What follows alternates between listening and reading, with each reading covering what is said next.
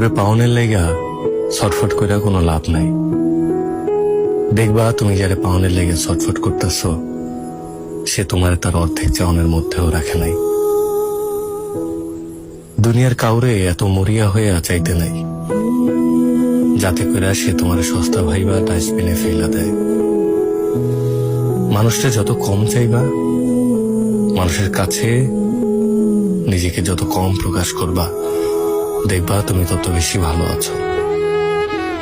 একবার যদি নিজের ভাইঙ্গা চুইরা প্রকাশ করে ফেলো, অপর মানুষটা যদি একবার যাই না যায় তুমি তারে কতটা চাও, যদি যাই না যায় তার প্রতি তুমি কতখানি দুর্বল, তাই দেখবা তুমি আর ভালো নাই, ভালো থাকবারও পারবা না।